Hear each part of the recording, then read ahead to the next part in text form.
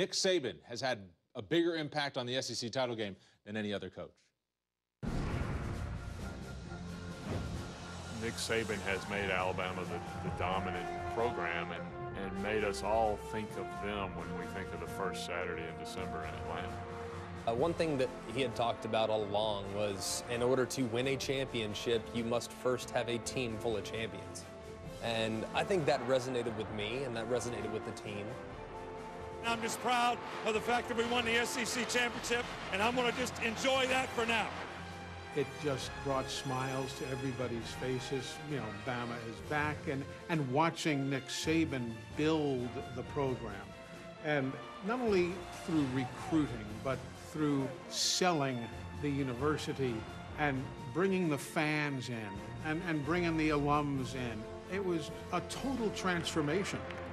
Nick Saban comes in and makes it very clear that from that moment on, Alabama football is going to speak with only one voice, and that's going to be his. He prepares people for big games better than anything, but I think the key is you can't get caught up in the hype, but rather the preparation of how to go handle the situation. You think about the run and the dynasty that Alabama's had over the last 9 years, and it's special, I'll be honest with you, to say that I was a part of that. I'm just really proud of our team winning the SEC championship. You know, is really a significant accomplishment, so this is a great win for Alabama. Their goal is to get to Atlanta every year because I think Saban understands that if he's got a team that's good enough to win the SEC championship game, he's going to have a great chance to win the national championship. My whole thing about trying to get these guys ready to play in this game was so that they had a chance to be SEC champions. I think in some ways you don't think as much about the SEC titles because of the national championships, but I think to him they are very significant, and because it is so difficult to get it. First of all, I'd like to congratulate our team. You know, they really deserve this. They really worked hard this year and fought a lot of adversity. Just getting to the SEC championship game, it might be a good season in some locales, but in the West in particular, there's so much pressure now to find a way, do whatever you got to do to unseat Alabama, and I think that's what's raised the stakes even higher across the league. The man is the best coach in college football. I'll be willing to listen to your arguments against that, but I won't take your arguments to heart. The process, people get tired of hearing about it. It's corny, it's a bumper sticker, it's whatever. It works.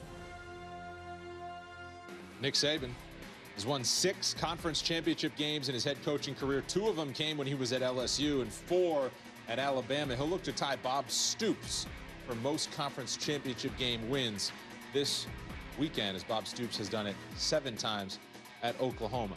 What's made Nick Saban most effective, do you think? You know, it was interesting. A few years ago, remember he was complaining about no-huddle offenses, and everybody said, oh, stop complaining. Well, he had big guys. He had 350-pound Terrence Cody. He had 260-pound linebackers. And then after that, they started making a change. They got smaller, and they got faster, and they just evolved with the times. And to me, he's a great teacher, but he's also flexible, and then going out and getting a guy like Lane Kiffin and understanding how to play offense.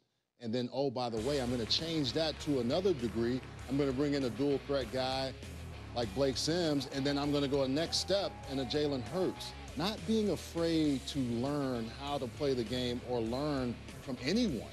That's the thing to me. Great coaches, great teachers, and they're not afraid to be malleable. Not afraid to learn from anybody. What kind of a challenge is that? A lot of people say we need to change something. They might not be good when they change to the new thing. He's remained at the top. Because they're so smart that they understand if I'm right here and I haven't quite won, I need to understand how I beat those people that know where my weaknesses are. And I think that's the thing with Alabama. They've done a really nice job of making those changes, not just for change's sake, but to get them from here to here. And I think when you look at and you talk to the folks in that program or the organization, that's what the process is about. Everybody now this year is talking about aggression, being aggressive. We play like dogs. We do this. We go hard.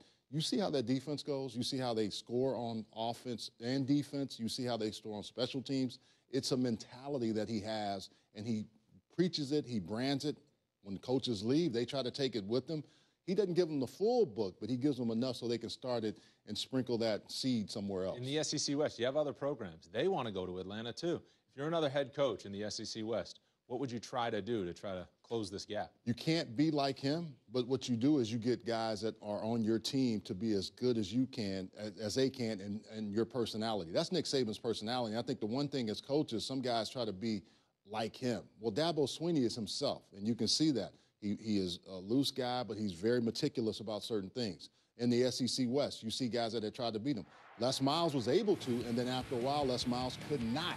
And I think that's the one thing, if you're in that conference, in that division, you've got to find ways to find any chink in the armor, and whatever that is, you attack it to the fullest. But it's been hard for teams to find that. It seems like when they get to the playoff situation or outside of the SEC, that's where teams have been able to expose some of those, but it's hard to find.